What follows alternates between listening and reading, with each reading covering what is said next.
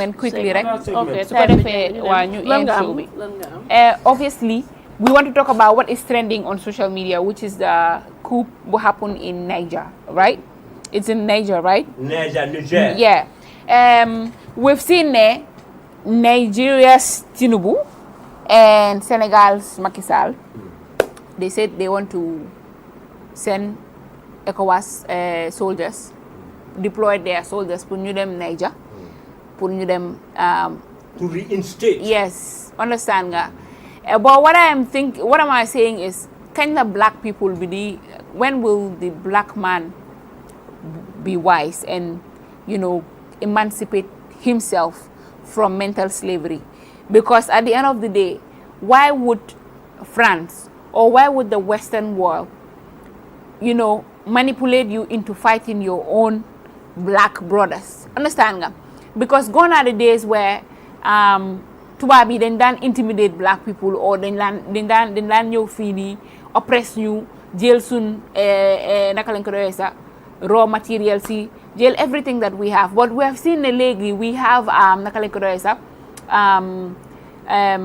young leaders ñoo xam ne they are trying to change the narratives. They feel like, what, Africa is better on its own and we do not need all these people to come here giving us little aid and then in exchange taking our natural resources. Understand? Because at the end of the day, we all know when it comes to population, Africa more open population. When it comes to natural resources, Africa more open. When it comes to economic growth, Africa stands the chance. When it comes to poverty too, understand? Yes, because at the end of the day, you know textun poverty because you cannot pack everything, every natural resources from gold, from uranium, from diamond, from cocoa, from every oil, from gas, from everything we have. Nga dem nga jox ko tubaab yi yow yaa ko moom nga jox leen ko ba pare ñoom ñu jox la percentage bu ndaw because at the end of the day ñoom ñoo ko nekk di process. Understand? It's raw material, they process it. So how do you see this thing? Do you think that Senegal and Nigeria should allow Emmanuel Macron of France or these American people to push them into fighting their own African brothers? Sometimes history repeats itself but with slight variation. And are you against the coup or not? Me, I am 100% in support of coup d'etats in Africa. Because? Yes. Yalon kamimuta coup d'etat, that's not soldiers with arms to topple a government or a so-called... A failed government. Soldiers with arms and ammunition to topple a so-called constitutionally and a democratically elected selfish government.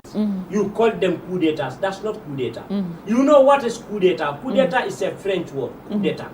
But the English way you use to overthrow or to topple governments with different mechanisms, with different means, with different ways, because there are many ways how to kill rats. I'm going to blame both English Wolof Mandinka Jahas Bahas Yere by Far. You know why the problem is emanate or commence begin?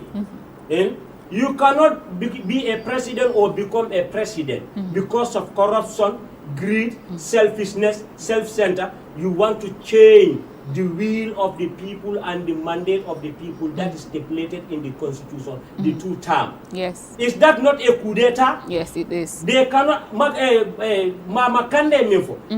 ECOWAS and AU and these so-called international bodies and communities put their house in order before they will blame the people in uniform. The problem of Africa is the intellectuals. The late O.J. Jallo, Almane Manin Kafarkel, Ayafo, Africa is facing many problems. The intellectuals and the uniformed men are the problem of Africa. They become tyranny, they become dictator, they become killers, they become criminals, they become terrorists. Now, when we go to civilian government, they started to loot.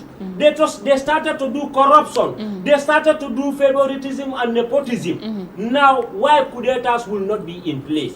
If you want to deviate yourself from coup d'etat, you want coup d'etat to coup d'etat. Agree to the terms. Agree to the constitutional term. In Africa, we must face coup d'etats because why? The so-called civilian government and intellectuals, they always change the constitution to their interest. Yes. They change the constitution to favor them. Several why times, people will not do coup d'etat? Presidency is not something that belongs to no one's father or your mother. You don't inherit it from your family. Macky Sall, This is not I am coming to the case of Macky Sall.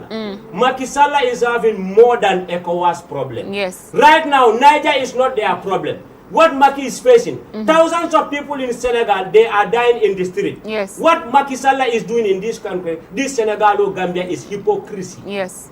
They even went to an extent to arrest the Senegalese that protest in the street against Macky Sall. Yes. In America, go to Manhattan, you go to Harlem, you go to Bronx, Senegalese, they protest against Macky Sall during the UN summit. You go to Paris, the tower there, people are protesting. Of recent, they are still protesting this over this. This is a shame on our IG. Yes. It's a big embarrassment on our head of state and IG.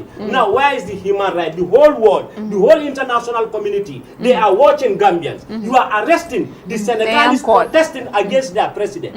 You don't use fire to fight fire. Niger, Asim Quetta is ready. Maaleykum salam. Itu di ma do ngani wek mon diro la mun tole. Kita mau Abdul Karim lagi misteri Muslim. Be bismillah la program. Sorry? Ko be bismillah la program. No. Okay, Bora continue. Wrong number. Kasa, Sally, you cannot use military to fight a military. Niger is a country with sovereignty. They are sovereign nation. They are sovereign. They have their sovereignty. Let me enlighten ECOWAS a little bit. You cannot wage a war against a nation, a country or a state without having a resolution from United Nations. That's the Security Council. Yes. Macky Sall, ECOWAS nanta kalon. The case of Yaya Jammeh is different from that of the case of Niger. Yes. The whole citizens of Niger are jubilating, chanting, celebrating for the removal of their president. Now you people want to send forces to reinstate that president. What do you expect? Niger, Mali, they have different armed factions and different armed groups. Now they want to make this problem to go another level. Backed by Russia and King Jong-un. Let me be very careful. North Korea, yeah. Nigeria is the country that did many coup d'etats in Africa. In the history, I think they have the Boko Harams to deal with. So yes, let them deal with their Boko definitely, Haram. and allow Niger. Dumbuya, my brother, I love that man. I love Asim Quetta. I love Ibrahim Traoré. And I'm in support of these people. Even myself, I can even volunteer to go and take an arm. Yes, to me support, too. To support Niger. Any president, you don't want to serve the interests of your people. Let the military come and kick you out. Yes.